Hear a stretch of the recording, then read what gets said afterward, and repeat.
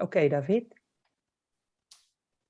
Hello, good morning or good afternoon. Welcome everyone to our second volunteer tourism conversation. Thanks everyone for joining us this morning for our second event of this series that is jointly organized by our School of Events, Tourism and Hospitality Management at Leeds Beckett University and Atlas, in particular, our volunteer tourism special interest group that I represent here together with my colleague Elisa Burai, who worked with me to organize these events. This is just a quick message for all of you who are interested in volunteer tourism and would like to join our special interest group. If you're not a member already, please get in touch with us and email it to myself or Elisa or directly to Leonting Onderwater from Atlas. And it's very simple. Just need to let us know and we'll give you all the information. I'll leave it now to our moderator and our speaker. So I thank Milka Ivanova, my colleague from our school, who will moderate today's super interesting meeting. And I'll see you later together with Elisa when we'll have time for a Q&A. We'll just remind you that you can use the chat on YouTube to ask questions. And for those who are with us on Zoom, you can turn your camera on and microphone and ask the question when it'll be time, or you can still use the chat, whatever works better for you. But we'll remind to you later. Thanks very much. Enjoy our conversation, and I'll see you later. Thanks, Davide, and welcome everyone. My name is Milka Ivanova, as Davide also mentioned, and I'm the course director for Responsible Tourism Management at Leeds Beckett University.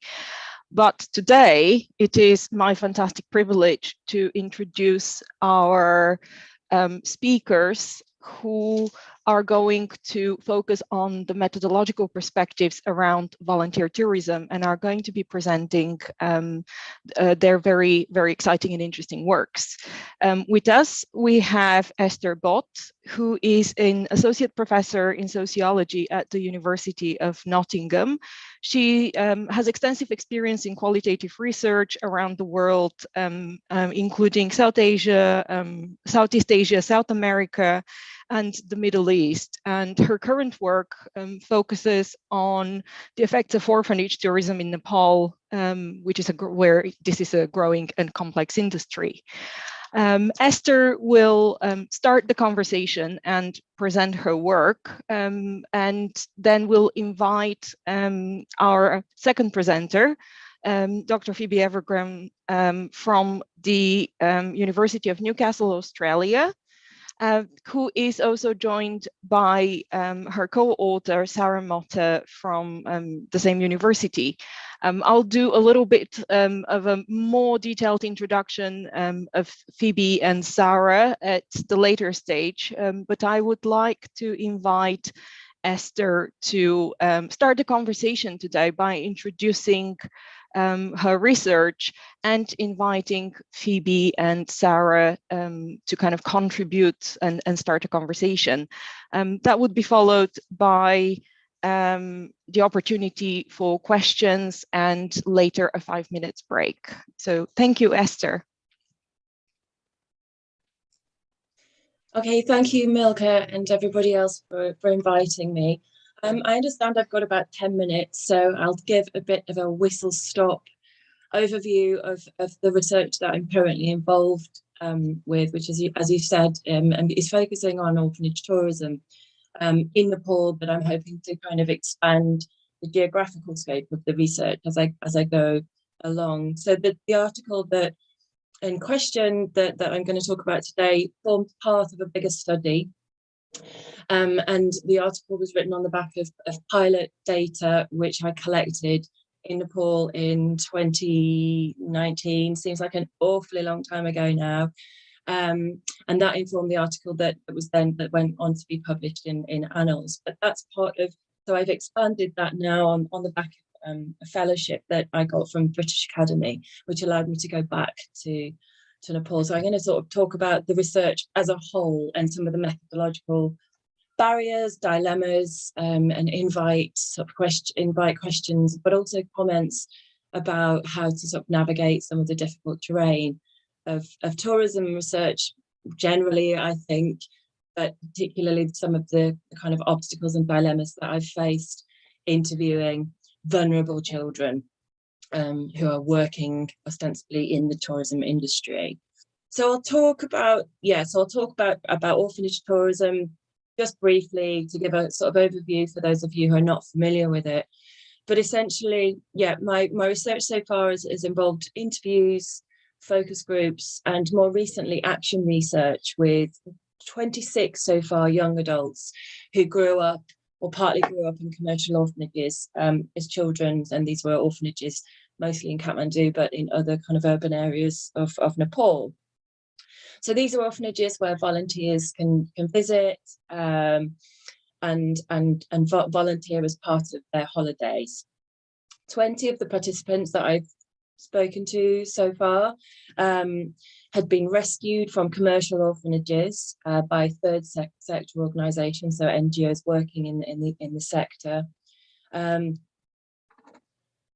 And lots of them had then therefore gone on to experience kind of non-commercial care, so NGO, third sector care, but lots of this care also involved interactions and contact with volunteers. So I try and sort of pull out some of the nuances between commercial volunteering, which is, directly profit making and sort of informal market sector, and then what happens to these young people or children as they get rescued and go into kind of third sector care. And I look at some of the overlaps, some of the differences, some of the kind of contradictions in there.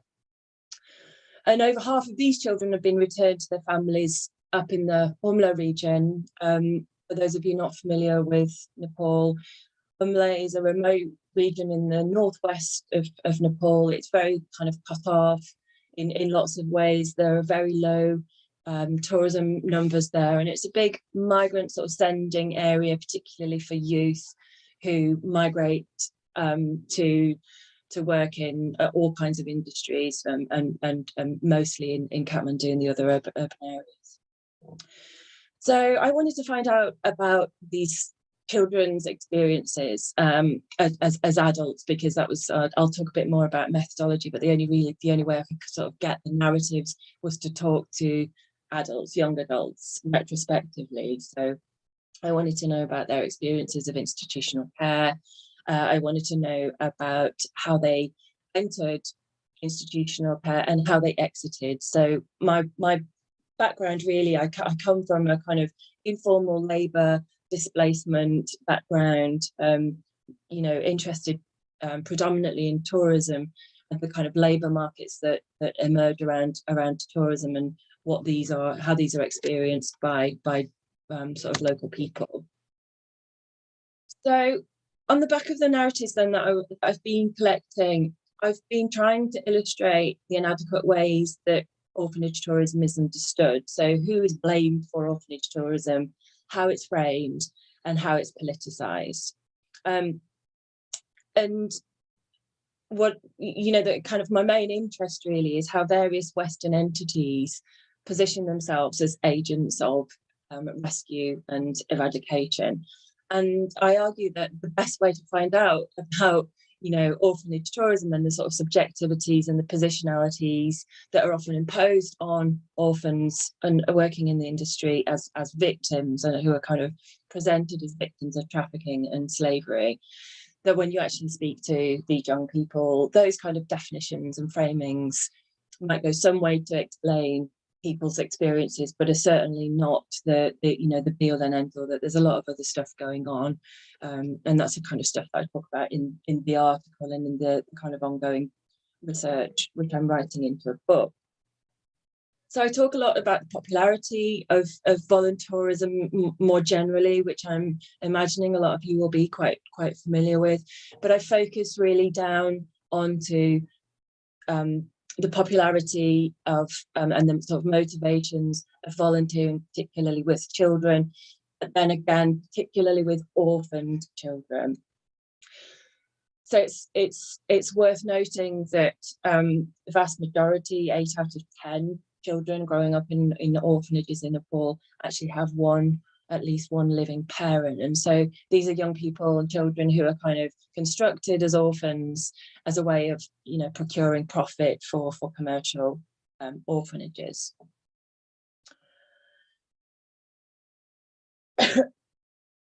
I also look quite closely at understandings by some scholars, particularly critical tourism scholars, of orphanage tourism as a neo-colonial encounter that facilitates Western individualistic mobility.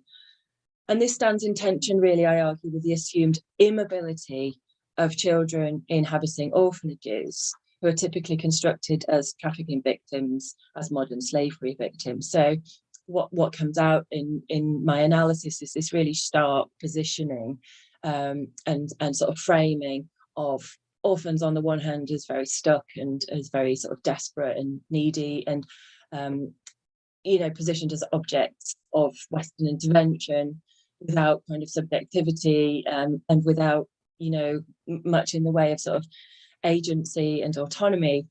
And then on the other hand, you have this familiar kind of trope of the sort of muscular Western interventionist who acts and serves in this kind of narrative of helping and making a difference, which Phoebe talks a lot about in her article. So I think there'll be interesting conversations that we can have around that. And yet the narratives that I was able to kind of glean show that when you talk to orphanage residents about how they entered orphanages, how they experienced orphanages, their stories and their experience are far less straightforward. Lots of young people that I spoke to were taken into orphanages by family members, so they weren't trafficked in the sort of traditional sense of trafficking as a kind of profiteering third party. Rather, they were taken by an uncle or a parent as a way of kind of escaping chronic poverty and avoiding other forms of child labour, which are arguably more deleterious, more harmful than orphanage tourism. So when I spoke to these kids, they told me, there was a real mixed picture of, yes, lots of trauma, lots of homesickness, lots of pain, and lots of kind of anger and resentment about being given up by the families, but also lots of stories that were much more sort of hopeful about learning English, about achieving mobility. On the back of kind of cultural capital and social capital that was gleaned through their experiences with Western volunteers. And what I really argue is that we need to look at the kind of the factors that structure lives, that structure childhood, and that structure the kind of compulsion of young people and children to seek work, to seek paid labour. So I argue that we need to look at the experiences of childhood labour in the context of, in this case, Nepal's socioeconomic and geopolitical landscape. And I talk a lot about sort of globalised tourism markets and neoliberalisation of Nepal in general. So methodologically then, I'm not sure how long I've got left. I did promise to set the timer and I failed to do that. I'll just talk a bit about the methods then and the methodology. So, the main issue really for me, the main dilemma is sort of, reconciling this, the position that I'm in as a researcher, which I'm sure you'll probably sympathise with, lots of you who work in tourism research, is that you're asking something of your tourist hosts, essentially, at the end of the day. As a researcher in Nepal, I'm positioned as a white Western tourist, essentially, and so therefore asking for data, asking for interviews, asking if I can make observations and so on, it kind of gets caught up in that whole the whole power dynamic of me as Taurus asking for something of my hosts, which, you know, you get sort of tangled up in the rich granting culture that you know, the inequalities and inequities of power and resources that underpin tourism inevitably, or maybe not inevitably, but frequently sort of engender. So consent, I think, is really quite complicated and quite tricky. Milka, how long have I got? Sorry, I can't hear you.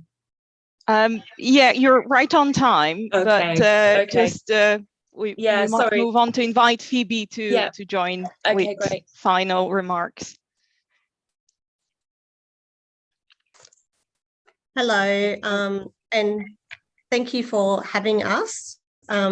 We are doing this together as co-authors because the article that we did together was very much a collaboration, but we'll talk more about that when we talk more through our work here. So Sarah will have some comments as well.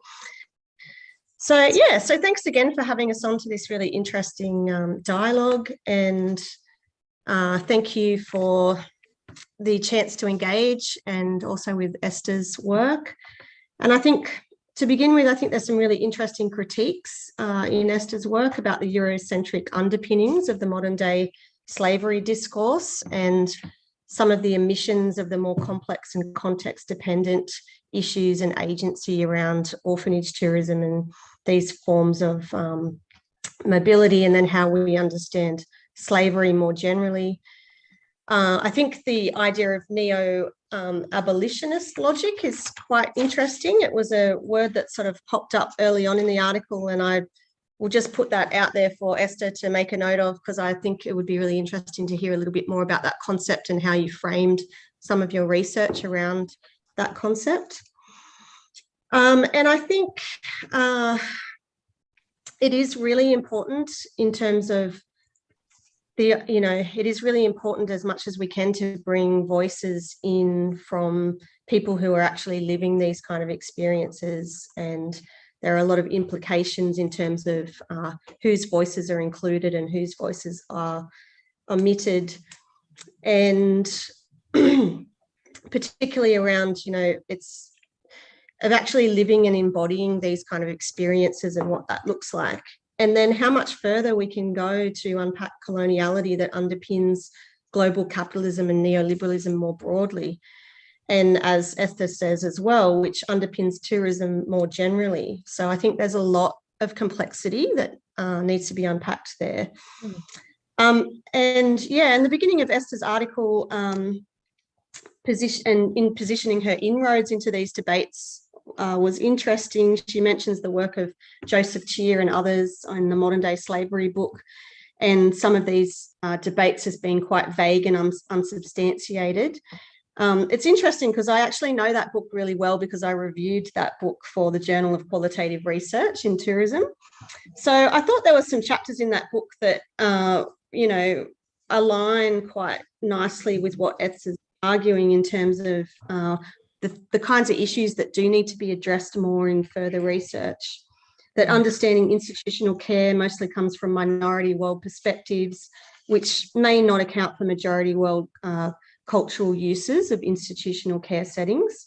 Another chapter by Flanagan, who is a child protection practitioner, raises some of these issues as well, but also really highlights the need and the rights around every child living with their family, and that's a real crux point in what needs to be pursued. And actually, my favourite book in that chapter was by Benali and Orris, who, like Esther, draw out the ambivalences and paradoxes of orphanage tourism in the context of post-colonial and capitalist worlds. But I think that in order to unpack these ambivalences, that a focus on relationality is really key. And I love the idea of drawing out the agency of these voices that have been silenced and invisibilized in much of these discussions. But I'm just wondering how much we can truly understand agency without focusing on things like relationality, embodiment, positionality, and also the role of resistance in agency, And then again, embedding some of these issues really strongly and clearly within these global capitalist, colonial neoliberal models. And I think one thing that really struck me, and sorry, I'm going off on a tangent here because I'm now talking again about the Benally and Orris chapter in that Modern Day Slavery book. They also talk about resistance as well, and resistance is not so concrete or explicit, but instead articulated through a hidden transcript found in gossip and exclusion. And when tensions occurred, locals kept their distance from volunteers. And what really struck me about that was how much is going on that we don't know about in terms of who chooses to talk and when, and what kind of stories are being told, how much truth is there in those stories.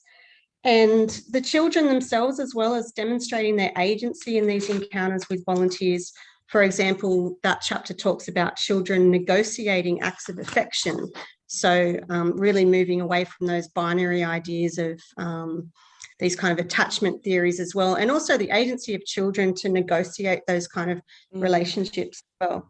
So I think what I'm doing here is mainly raising some provocations, which me and Sarah would like to explore with this dialogue. And I think the importance of narrative. Can we disconnect narrative from embodiment?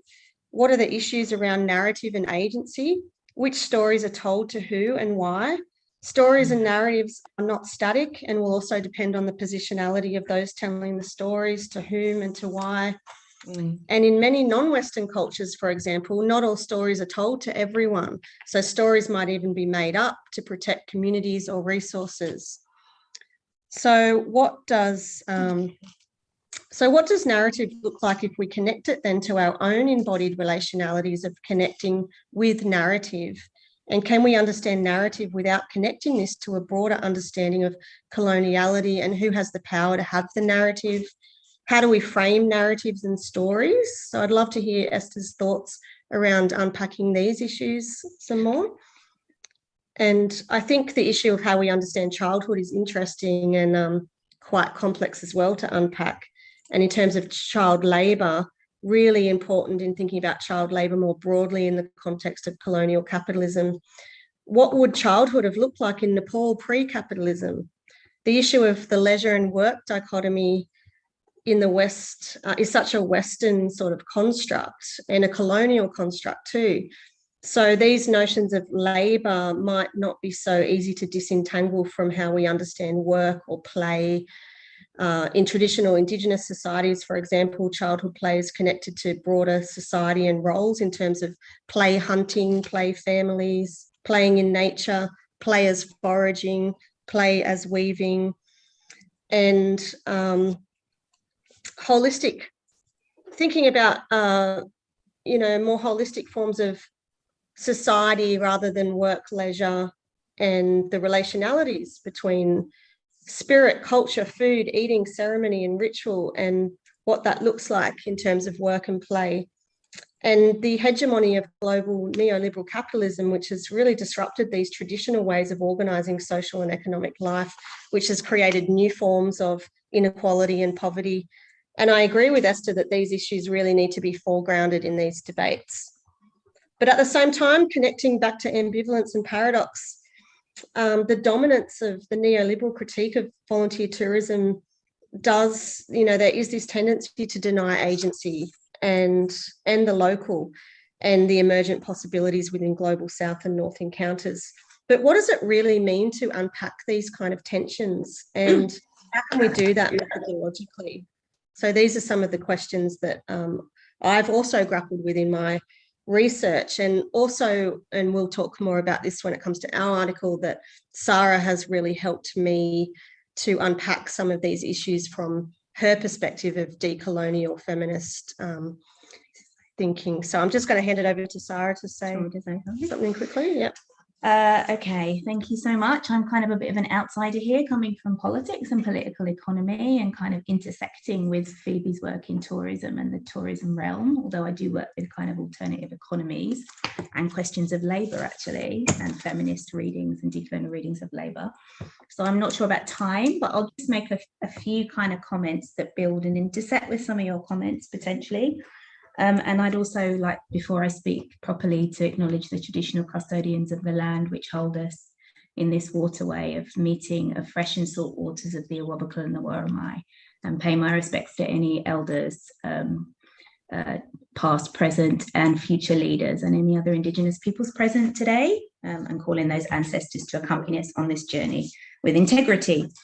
So I guess the question in decolonial feminisms of voice, and the voice of the other, is really central. And I guess one of the real central concerns of decolonial feminism is that the voice of the other is able to speak on her own terms. And so the questions of methodology and representation are really, really important.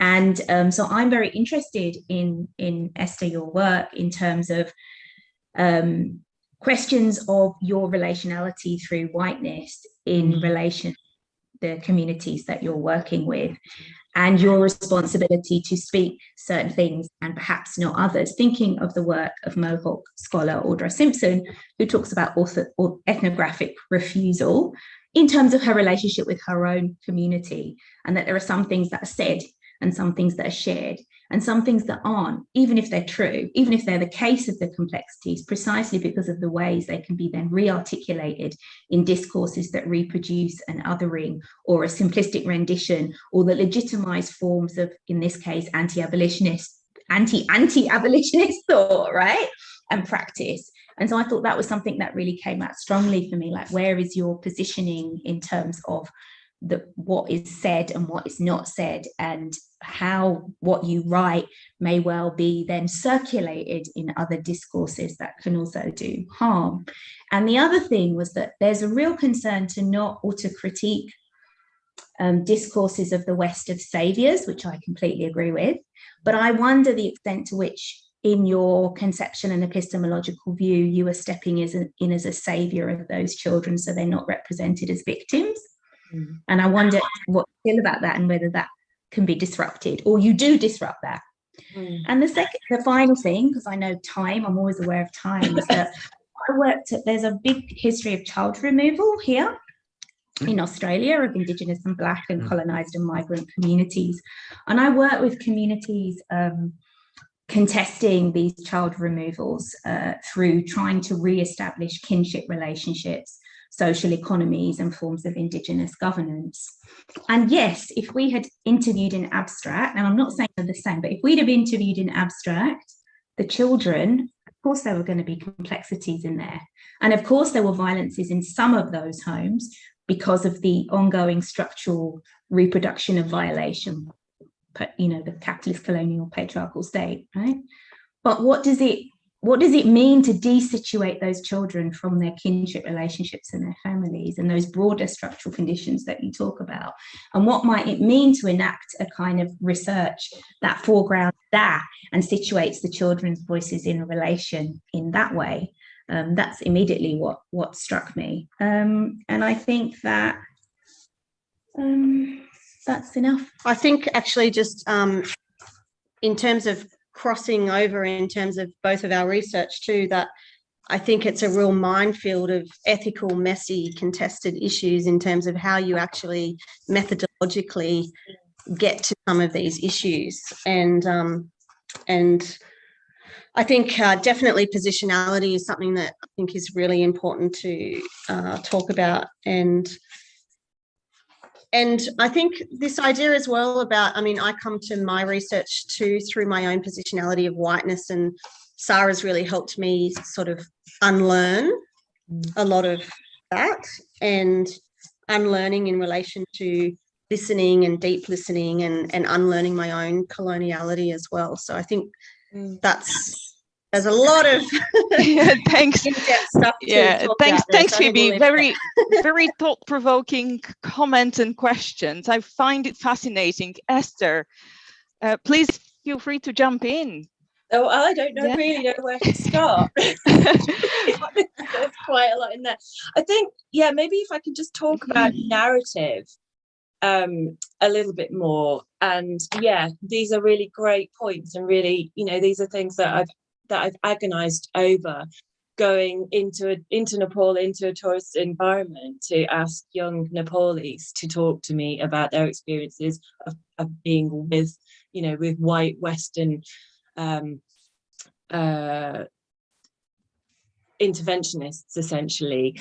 And the whole idea of not being able to ask a child to talk to you about their experiences of childhood in the sort of, you know, the kind of within the kind of ethical constraints of interviewing children.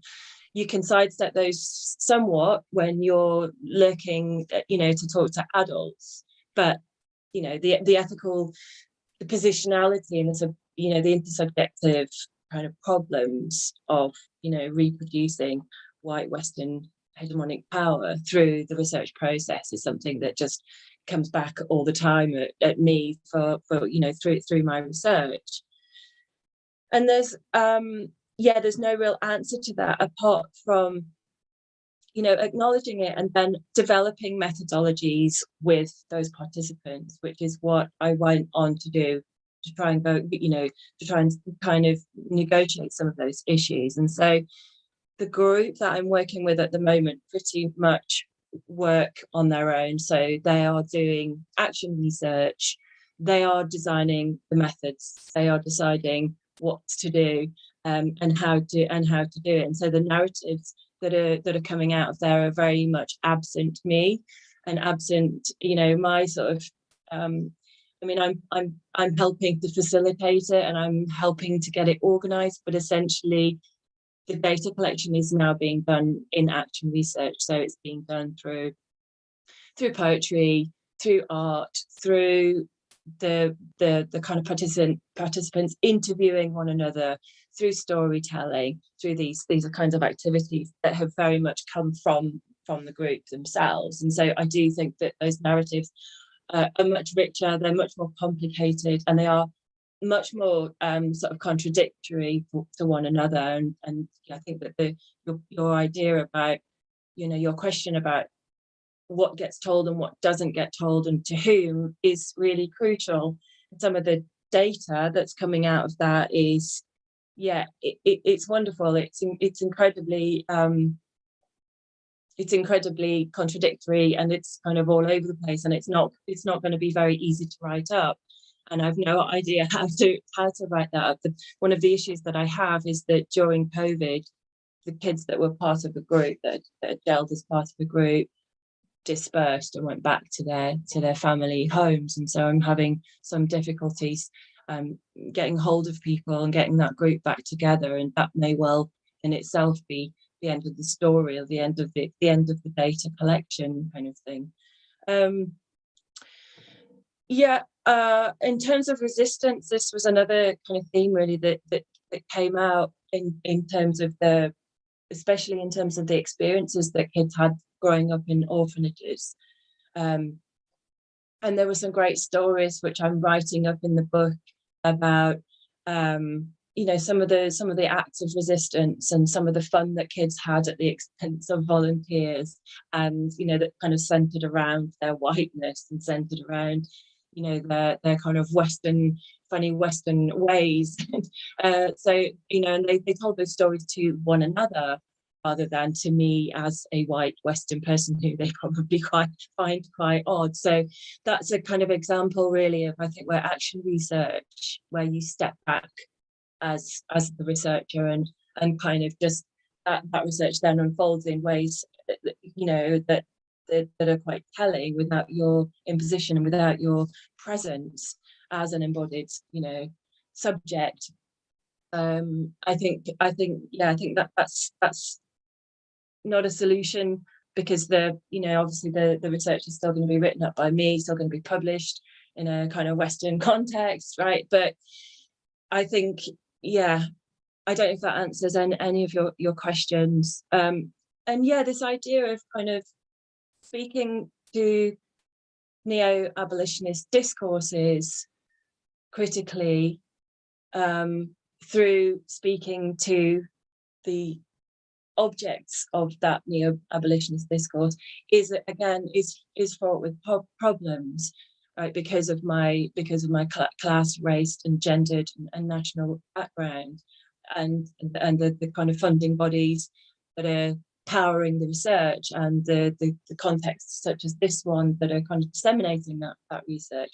there is a real disconnect between the aims of the research, who that research speaks to, and the kind of context in which it's carried out. I think we need to be extremely careful about what we do with data and how we disseminate data. If I do ever go back to Nepal, we have plans for, you know, for local productions, local play, you know, local art exhibitions, for those narratives to be kind of circulated and in a local sense, rather than in this kind of, you know, very removed and abstract Western context.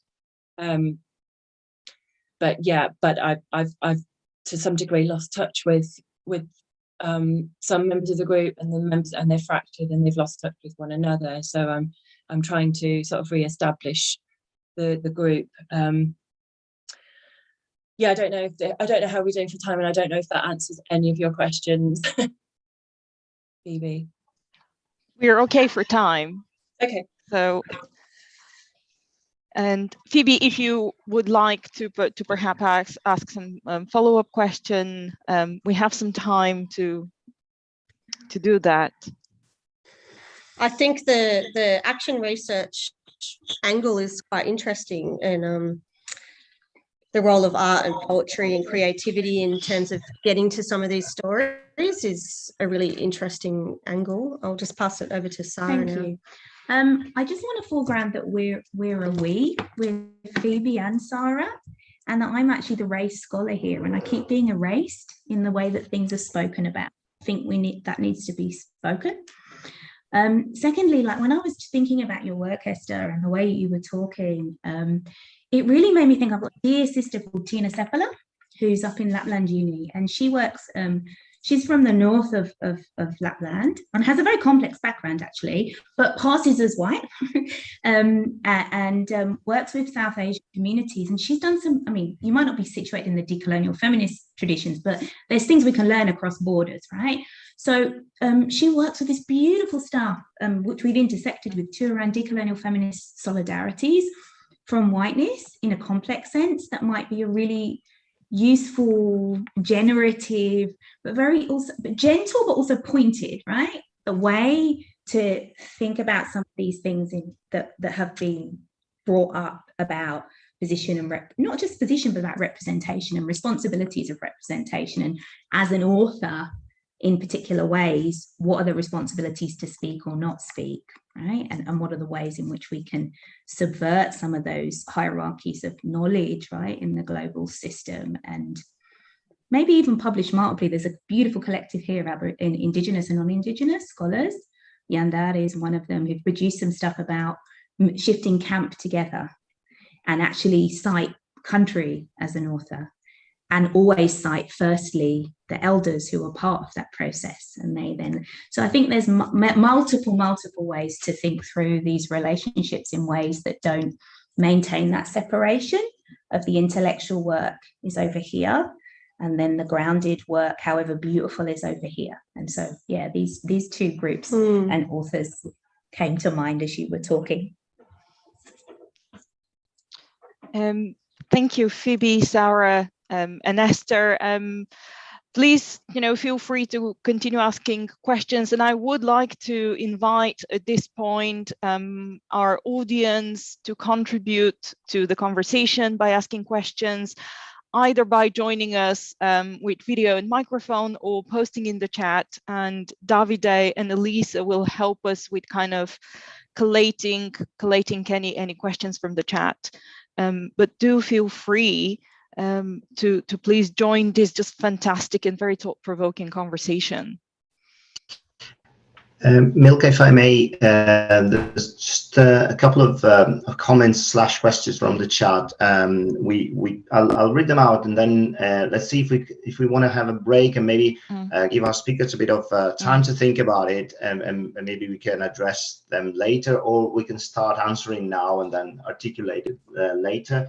So we've got a comment from Hank Lu Singh, who thanks our speakers for the thought-provoking comments, and she was wondering also about the layers of coloniality that is often assembled with spaces of volunteer tourism and research of volunteer tourism. And she's speaking from, for example, how Singaporean students that she had met and talked to tend to say something like, "I'm not a white savior because I'm not white." So, you know, and yet they continue to play the role of a privileged other, even as Singapore have our own experiences of being colonialized and colonializing others. So that's the first comment that is really fascinating and interesting. And then we've got a question from Dennis Ovuzu, who says, "I think the acceptance of a researcher by the focused society is key to the validity of the information the community may share with any researcher. Please, could you touch on the methodology and also in terms of what approach your team adopt to achieve such acceptance and trust, such that the society is willing to share their true experience?" So two big questions and points. So maybe, yeah, if we want to start addressing it briefly, and then maybe we can have our break and yeah, and think about it for the next block. Thank you very much. And obviously, if there are questions on the Zoom audience, just feel free to turn your cameras on and ask your question. Yeah, the first question is really interesting, the whole white Savior Ism. And of course, we have volunteers from, you know, from Western countries who don't self-identify as white, and so this idea of white saviorism is problematic. I use it, I think, in the sense of attaching it more to the abolitionist agenda, because I locate that within a very sort of Western intellectual.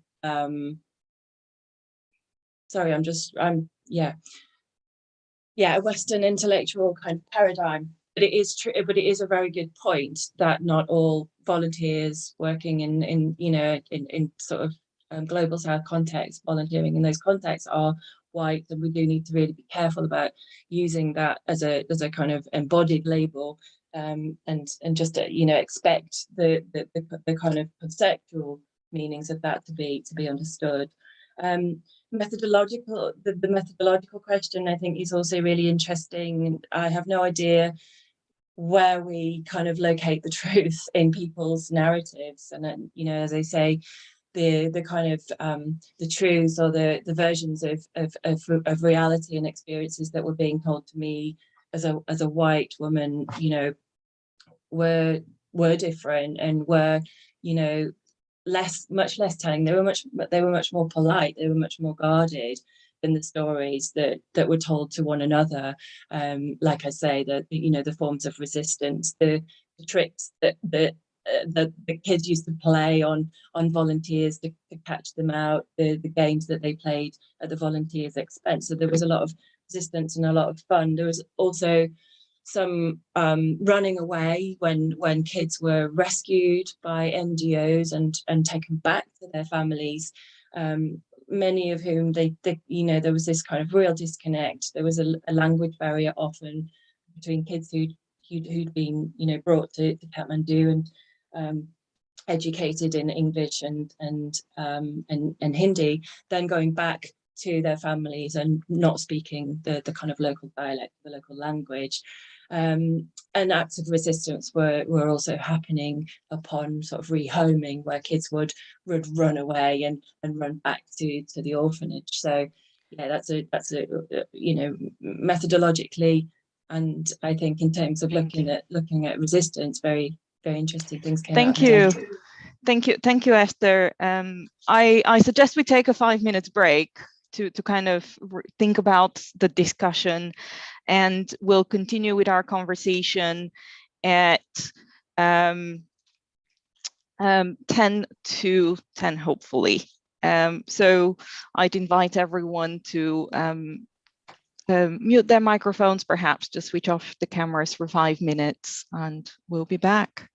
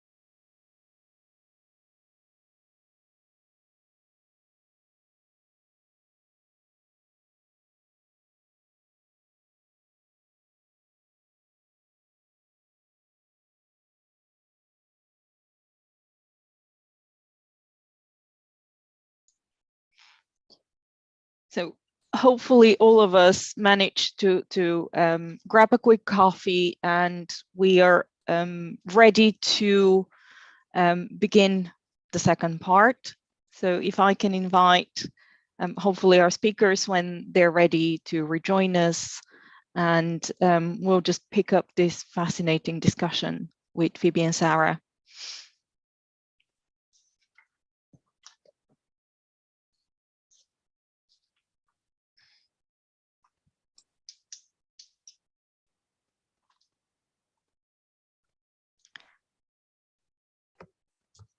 So I'm just giving everyone a minute or so to be able to join us, Phoebe, and we'll continue with a brief outline of Phoebe and Sarah's work, and I'll then invite you to talk in greater detail about your current work with Esther, of course, then having a series of questions and comments. So shall we start? Esther, if you can join us and put your camera back on, just so we can kind of have the sense of the conversation that is going on. I hope everyone is ready. So we have with us Phoebe Evergram from Newcastle, University of Newcastle, Australia. Phoebe is passionate about shifting the industry and academic analysis away from neocolonial development practices that stereotype host communities as backwards and needy towards mutual intercultural exchange and understanding. And we have Sarah Motte, who is Phoebe's co-author, joining us in this conversation. And Sarah, I have the biography is just, I'm going to read it as it is, just because I think it's very important to acknowledge your work and your identities. You are proud mestiza salvaje of Colombia, Chpicha, and Muska, Eastern European, Jewish, and Celtic lineages. And you, of course, are Sarah is a Mother Curandera poet, political philosopher, popular educator, and associate professor at the University of Newcastle. Her work is with race and feminized kin and community in struggle, resistance, and re-existence in, against, and beyond heteronormative capitalist coloniality in Europe, Latin America, and Australia, just to give a little bit of a context to our listeners. So please feel free to tell us now in your about your work.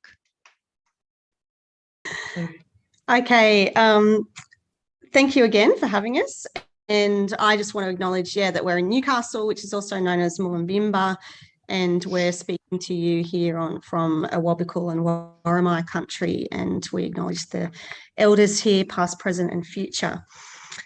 So I guess in the starting point, I think I couldn't really think about doing this presentation without my colleague, compañera here, Sarah Motte, because as a collaborative piece working with this kind of decolonial feminism, I would not have got there without her, and it was a sort of relationality of me and her, and me in my kind of positionality of whiteness, and I'll just pass it over here to also for Sarah to explain how we're talking about whiteness, that it just wouldn't, it couldn't have just been me presenting. So I'll just a quick explanation firstly about how we're engaging with this idea of whiteness. So we're not just talking about color of one's skin, but okay, so we're kind of engaging with the concept of whiteness through a lot of engagement with Sarah Ahmed's piece, Phenomenology of Whiteness. So whiteness is a process of subjectification and is not something phenotypical. It's the process of embodiment of a particular bourgeois, masculinized, Europeanized subjectivity. And so, of course, one does not necessarily have to have phenotypical forms of skin color. It might be, you know, Barack Obama embodies whiteness, right, in his logic. So, and blackness, conversely, is kind of a political concept that comes from Black feminisms and decolonial feminisms in the way we're using it, which signifies a political and epistemological choice to build up from the margins of non-being and to co-construct other territories of land and life and body sovereignties against and beyond the current systems. So they're used in quite distinct ways, although I don't think we use blackness in this piece, but I might talk about it a little bit in some of my comments. Yeah, so in terms of this paper is sort of a retrospective look through dialogue with Sarah about my PhD fieldwork 6 years on from when I actually did the fieldwork. And I think going into the actual research in and of itself, I was always sort of very much attuned to my own positionality through the methodology of doing ethnography and autoethnography, and just sort of being in the space of being a participant volunteer as well. And part of my reason as well for going to South America to begin with, before I even did the research, was I really wanted to learn Spanish so that I could have an experience of what it was like to learn another language, because I'd been teaching English as a second language for many years, and I started to feel that it was a bit ridiculous that I'd never actually been through that process of learning a language myself. And so I could never really, from the beginning, I could never really disconnect my research from my own positionality within the field. And also because of the way I was positioned by the locals as well, in terms of being woman, gringa, Spanglish speaker. And speaking Spanglish became actually a massive part of my experience there as well, because not a lot of the people in South America speak English, and the two volunteer programs that I was working with required a certain amount of conversational Spanish to actually do the volunteering. And so that sort of embodiment of, and I call it languaging, in this case Spanglish, was very much at the forefront of my experience, because that was the medium of the engagement that I was working in. And I think I just listened to the first Atlas dialogue today that was recorded on YouTube, and that was really interesting. Matt Bailey was pointing out actually like what is actually involved in volunteering, like what does it actually look like on the ground. And for me, I think there was a lot of unsettling in terms of my own coloniality, and also as English as the unthought medium of how much of the volunteer research assumes that language is just there, and there's just not much discussion around language at all, actually.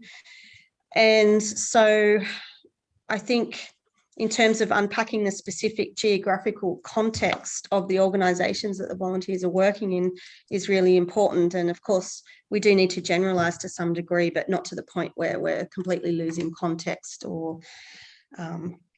So the first round of fieldwork for me, I was really, autoethnography was a key method. And so I already had that sort of real attentiveness to emotion and embodiment through my own experience. And I was drawing a lot on feminist geographies of emotion and affect to make sense of my fieldwork and my own experience within the fieldwork. And in those theoretical traditions, attentiveness to one's embodiment and positionality is key. So in exploring these theories, I began to search more for a language as well that was able to get to the relationality of the in-betweenness, and specifically in the context of the North-South power context and encounters. So even before I met Sarah, I was really interested in some of this decolonial feminist borderland work and frameworks, because it was helping me to find a language to understand some of this betweenness and the importance of relationality and the importance of the body, and as a way to get to begin to unpack more the emotional affective spaces of these in-between spaces. And really seeing the power as well of the dominant colonial logics playing out in both affective openings and affective closures. and connecting back to Esther's work, the tensions, the ambivalences and the paradoxes of these kind of post-colonial encounters. And also Elisa's work on the moral assemblages that she's talked about as well, in terms of all of the relationalities and contingencies of volunteering, not only in terms of bodies, but also in terms of broader context of power, the kind of managerial speak of third sector talk, of the colonial understandings of development aid. And I think this was something that Matt touched on last week as well, around there's so much unthoughtness as well in the volunteer tourism work around assuming that the development aid model is just there and that this is what it is, where I don't think it is. Actually, I think the more interesting stuff comes out of the edges and the stuff that's not going on within those development aid spaces. And but also as well, the organisations that I was working in, there was a lot of focus on creativity, mutual intercultural learning and play as well. And so, I mean, I was always thinking also about language more broadly, in terms of to what extent can language even begin to capture or codify these kind of effective relationships within these spaces of play and joy and connection. And so I was really interested to unpack some of those kind of potentialities and possibilities for intercultural connection within those effective spaces. And when theorising what affect might bring to these notions of power between North and South, to what extent can we disrupt these typical binaries of how we understand power? So retrospectively, it was really interesting and an absolute privilege to work with Sarah, for her to help me unpack more in depth some of these concepts and issues that I'd sort of been touching on. But it also involved a lot of unlearning from my perspective, in terms of what is engaging with decolonial theory or decolonial thinking involve, or what are the ethics behind it. And I think we've seen a little bit of that playing out here in this conversation as well. And it's very much,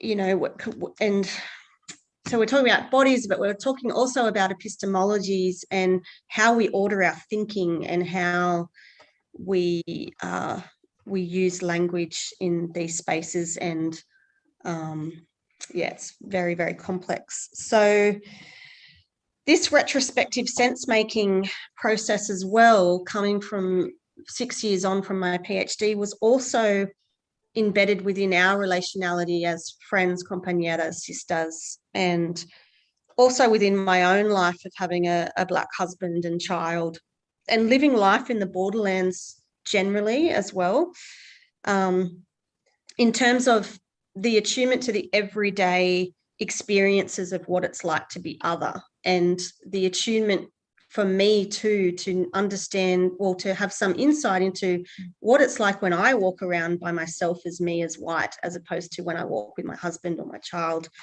and all of those sort of issues that Sarah's been very, very incredible for me to help unpack and unlearn and understand some of those issues. So, and so really this piece is about, I mean, there's a theoretical component as well, in terms of, we were interested in these theories of affect and emotion, but also concerned that these theories around affect were quite, that had a particular kind of Western subjectivity around how we conceptualize cognitive thought versus bodies, and thinking about that also in terms of these sort of Eurocentric Western frameworks. And yeah, I might pass it over to Sarah now to talk about a bit more about the relationality of the retrospective. Yeah.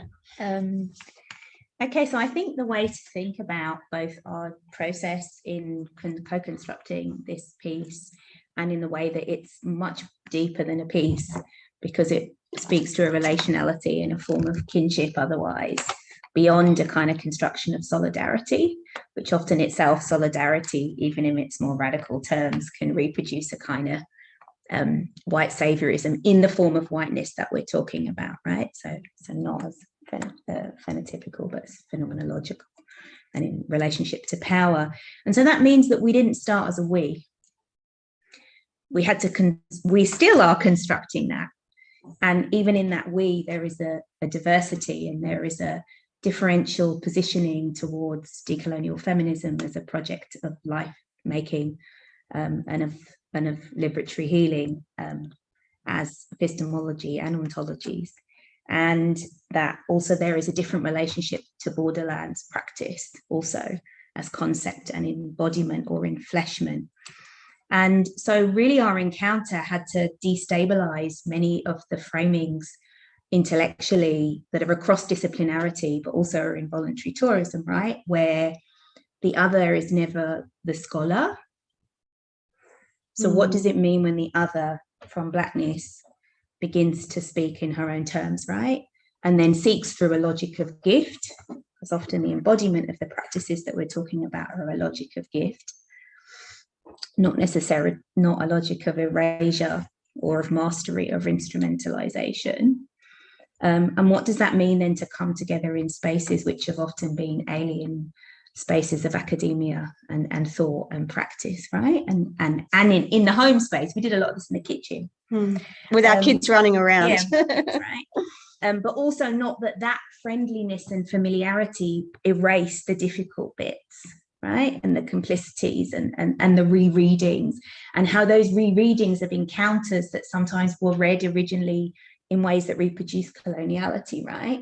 In the epistemic reading and conceptualization, then began to be unlearned, but not just as cognitive concepts, but sort of like, oh shit, it also helps me then make sense of my own relationship and kinship and our own relationship, and also the kinds of differential responsibilities that we kind of have to borderlands. So borderlands is a questioning in this piece, and more generically of the kinds of things that Esther actually is doing too. There is these linkages, so I see why there's this dialogue, right, of like not reifying either, you know, autonomy of effect as a reified moment of excess, and there's all this liberatory stuff going on in these tourism encounters, right, but nor is it just a site of the reproduction of power, because both elide the embodiment and the agency and the presence of the host community in this case, or that subject who is othered, which is what interests me. Obviously, it also elides the complexity of the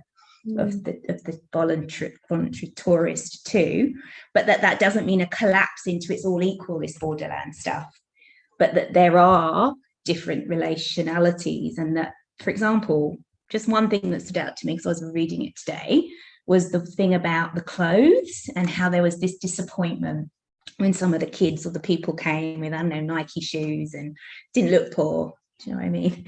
And then we had lots of workarounds about rereading this and this question of, well, you know, in these encounters, not everything's present. Why would it be present?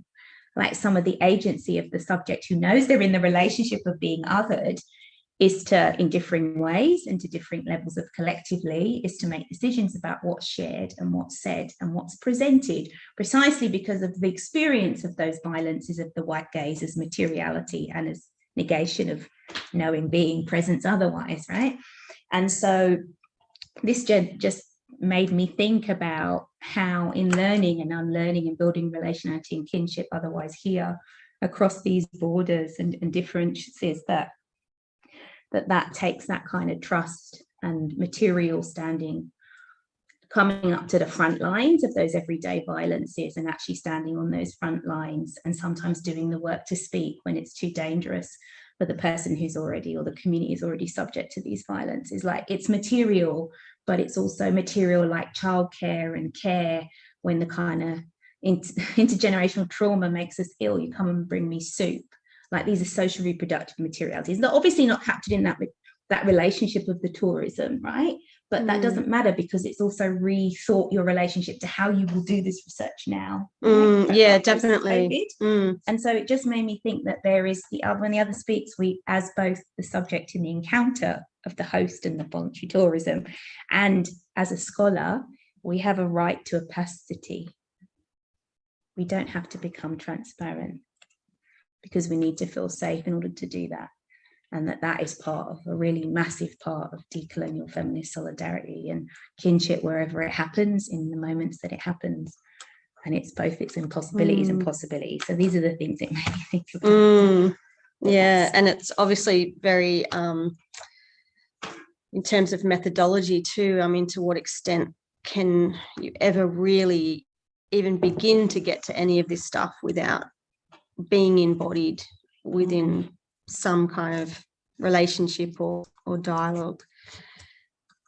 So I think I don't know if I completely lost track of the time. I think we're okay on time. Unfortunately, Esther is having some connectivity issues, so we're very happy for you to continue, Phoebe and Sarah, to have a dialogue. And of there course, was something, right? It made me think there's an Indigenous saying, right, from an elder, and I always forget the name of who it is, who is like, if you've come here to say, and I know he's trying to say, but if you come here to save me and go away, but if we're in a mutual struggle of our healing liberations, whatever that looks like in tourism, alternative economies, alternative ecologies, then you come and sit with me, right? Then we sit and then we co-create together, you know, it made me think of what you said.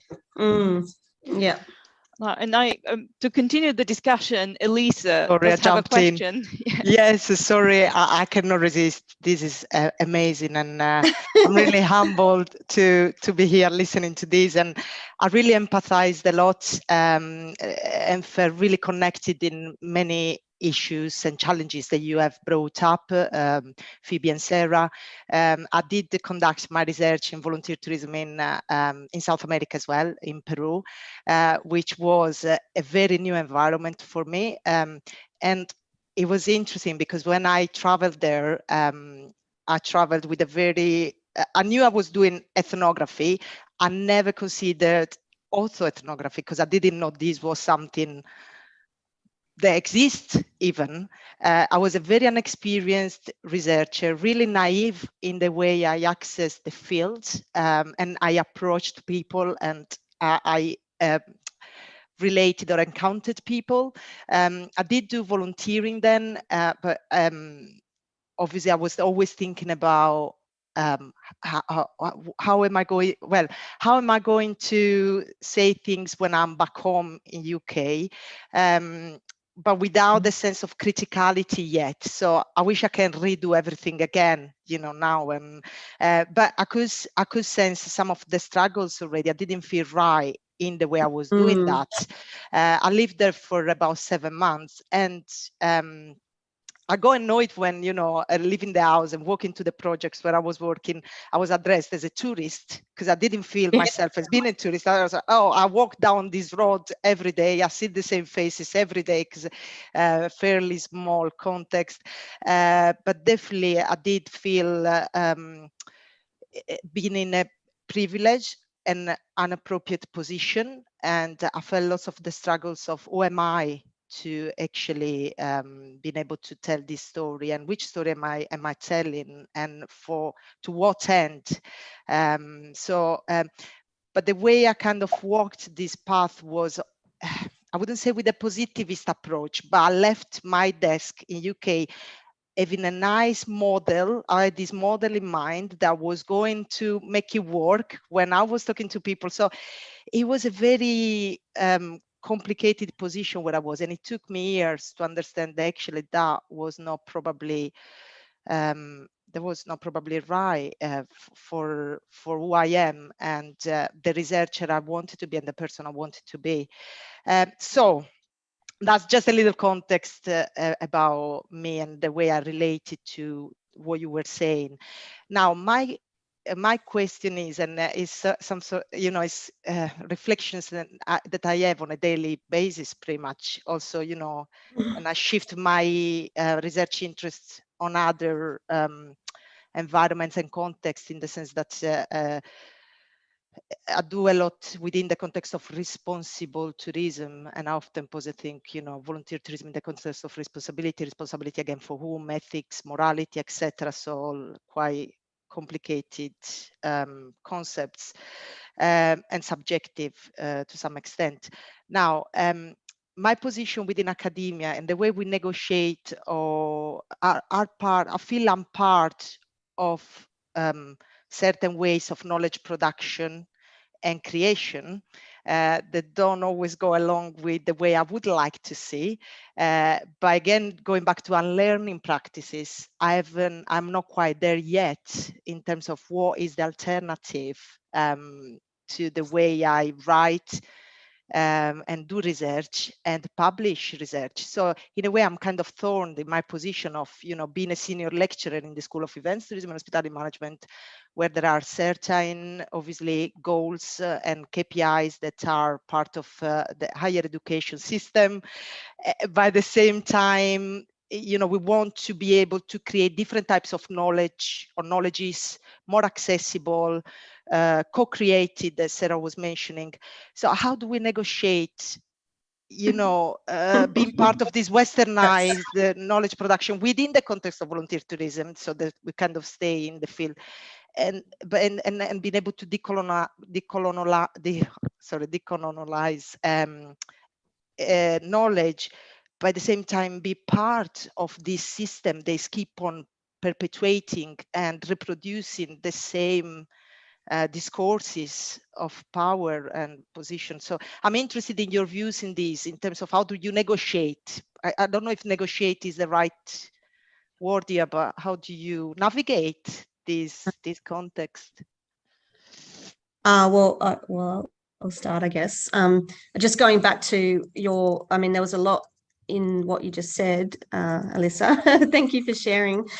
I also wish I could go back to my field work and with all of these unlearnings and do things differently as well. And I think for me, like just being, I have a background in sort of anthropology as well as human geography. And for me, it was always, I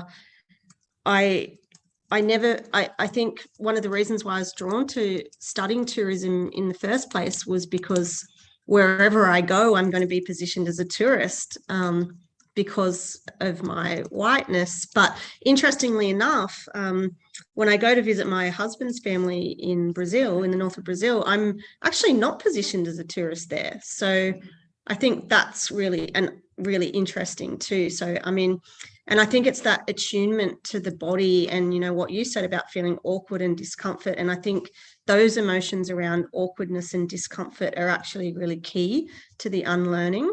And, I think it's very hard to articulate a lot of this stuff in words, because essentially we are fixing and codifying, and really it is bodily. So I think those questions are really interesting. As far as how I navigate university stuff, well, I don't really have a position, so in some ways it's good because it gives me freedom. But I'll let Sarah speak to the navigating the university space from a decolonizing feminist perspective. I guess the core for me in my practice is that, am I maintaining my responsibilities to my communities?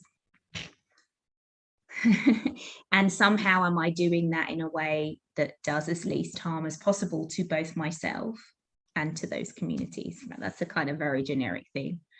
What that then means is that we do a lot of work on the margins actively. So there's some kind of active refusal of so it's not necessarily I don't have in my performance things I have to meet, right?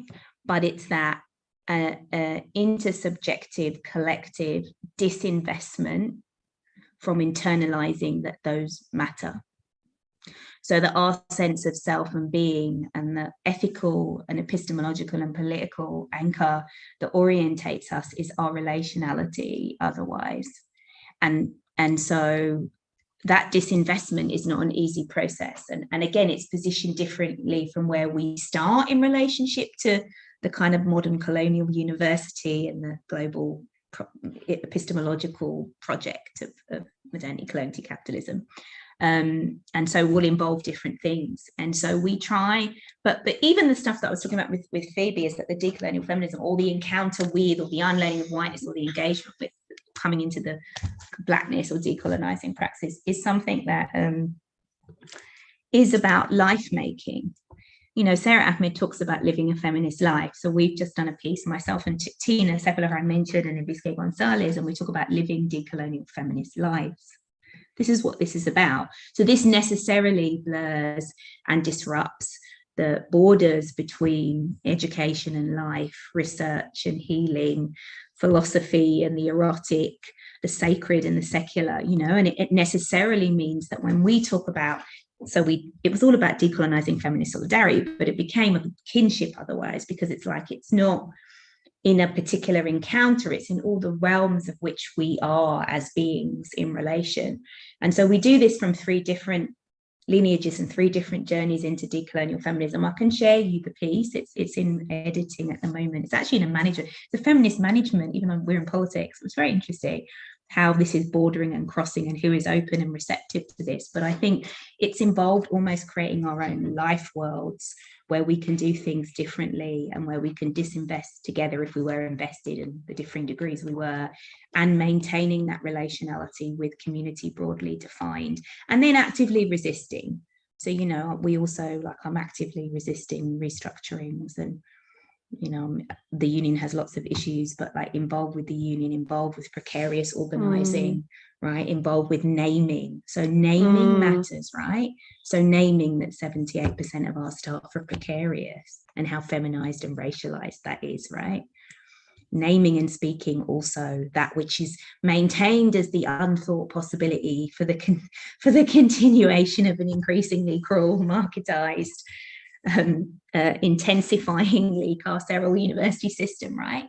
Naming matters, even if it's just to ourselves, even if it's to make sense of the conditions that seem overwhelming and seem like a tsunami that we can't breathe anymore, because it keeps us breathing, and it keeps us breathing and living all the time, that there is another way that we're doing this. And so I think there's multiple points and relationships and ways of thinking this as an inflection. So we talk about a lot of inflection that's supposed to embodiment in the kind of work I do, but just because we're talking about other beings. Well, that's it, because I mean, we don't always speak the same language either. No. But I think that at the crux of this is the paradoxes and the ambivalences, and in order to really unpack those, I mean, I think that it's definitely within the paradoxes and ambivalences where all the interesting stuff is happening. I think it's happening in the borders and the edges, and even as Sarah talks about, you know, even if you are working within an institution, but if, you know, there might be things happening outside that you can bridge,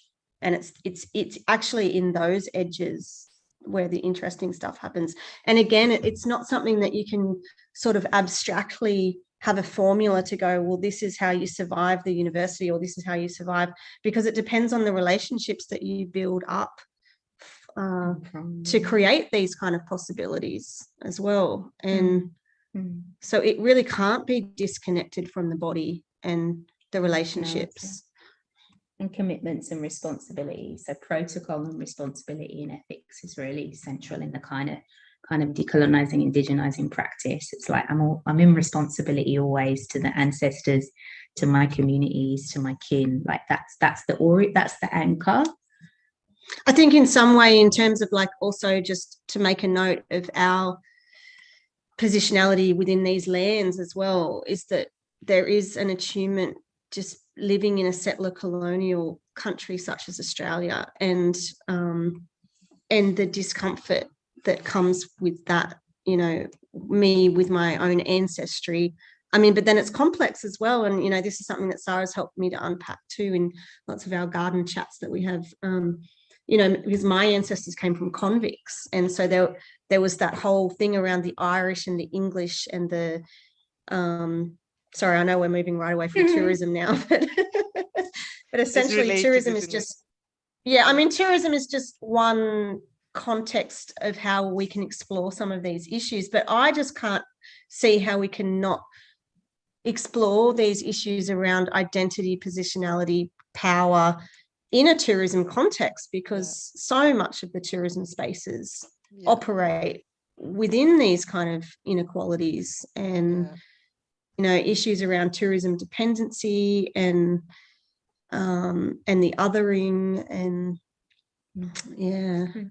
Yeah, no, that's really interesting. And Sarah mentioned disrupting, and recently we put together a special issue, in fact, with Milka on creating and disrupting creative and disruptive methodologies and methods using tourism studies. Now, in the context of volunteer tourism, I found myself publishing using the same format that is required, the standard practice within academia in the context of higher education. And even with that, I thought I'm not actually, I'm following the mainstream way of producing knowledge here and disseminating knowledge. And again, who's this knowledge for? We talked about, or rather you talked about this before.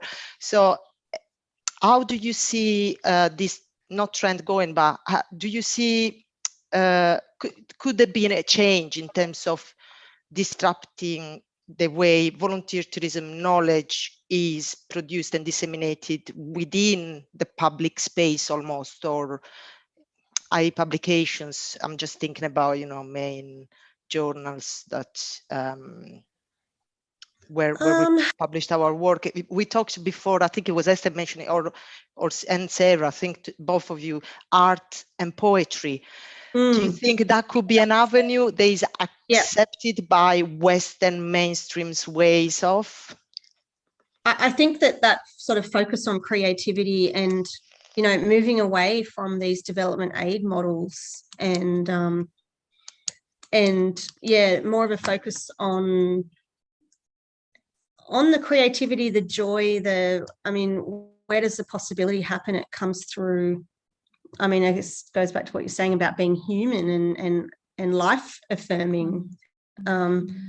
So it's, and I don't really know how I feel about a lot of, I can imagine, for example, going and doing something in my husband's community because he's embedded within that community, and that I would be supporting that, or that there'd be, but I cannot imagine really how it can possibly look when it's an outsider coming in. And I think even in the organizations, saying that, the organization that one of the ones in Ecuador, that was set up by expats, but it was more about creating a community space for kids to come after school, and they would read books and they do art. And so there was no kind of focus on, we're trying to develop you, or we're trying to, and so it was sort of expats using their, sharing their resources to create a lively creative space.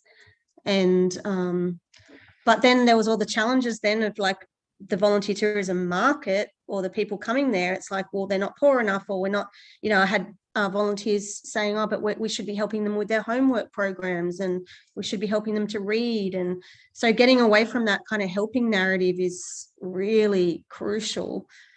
That in terms of the publishing, otherwise, like political science isn't really mainstream, right? But there's been these collectives, so we collectively have over time even set up our own journals or carved out space, and had really key allies who might support us to carve out space. So there is strategic political thinking, like this is politics, it's political, right? It's the politics of knowledge and voice and visibility and possibility and literacies. And so like actually doing things like taking over a journal for a special issue, or getting a configuration. Sometimes they've been the most crazy configurations where you're like, well, how have we ended up here, but we've ended up there? And it creates a space to play and to do so together in ways that are caring and that are about recognition, about acknowledging the complexities of what many of us are situated in academia now, and its violences and precarities and squeezing of space and time, and gaslighting about COVID having any impact at all, and all these sort of things. And so then also having care, but keeping the play. So the disinvestment helps to make it less heavy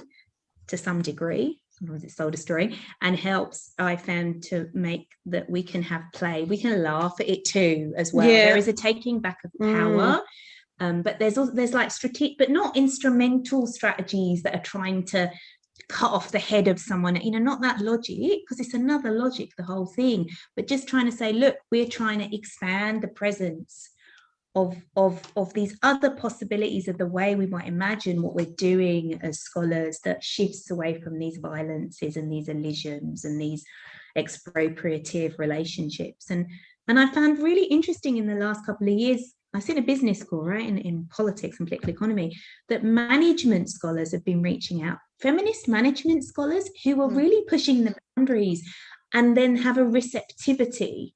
So I found like this decolonial feminist piece that we wrote is in a management feminist thing. And we're just like, well, that's where we've ended up, because on one level we defend politics, right? We're not going to let you take it from us. But on the other hand, it's like, but also the disciplinary borders mean nothing. They're constructed to keep us separate. So on the other hand, yeah, okay, let's disrupt that where the spaces are there.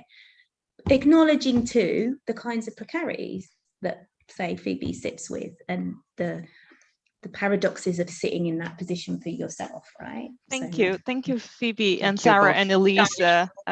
Just would like to invite any final remarks from our questions from our audience. Davide, you've been keeping an eye. Just checking on the YouTube chat, and because we're probably about to wrap up. Actually, we're almost running out of time, but there's time for a quick question from Giovanna Di Matteo, who was also our speaker in our first conversation, which we really very much enjoyed as today. And Giovanna is wondering how do you, Phoebe and Sarah, consider the idea of choosing to not engage with certain groups at all, if as researchers one feels out of place or not being able to rightly engage with that group? She says maybe it's a banal question, but I still find it difficult to answer myself. That's what Giovanna was arguing. Thanks, Giovanna, for the question. And then I think we'll probably can wrap up.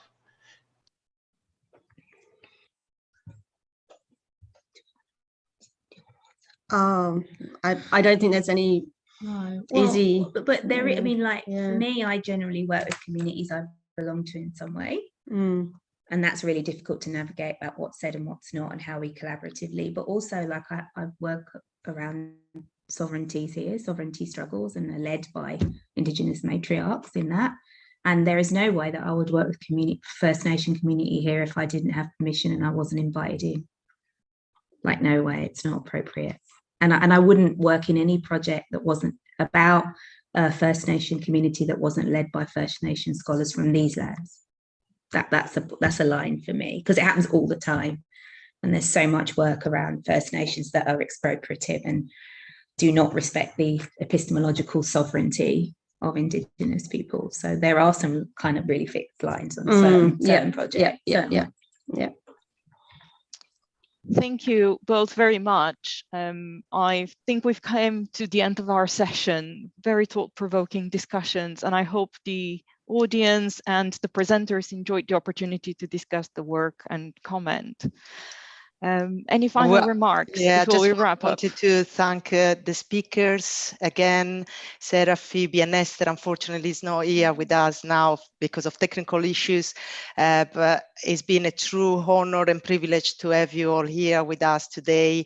Lots to think about. I'd love to have more conversations on these topics, if possible at all, and still a little bit more of your time in other contexts. And also, Milka, thank you very much for moderating the event. As always, Atlas Leontine for making this happen, and Davide for obviously organizing the event. So thank you so much for having us. Thank you all. Thanks a lot. Take care. Thank you.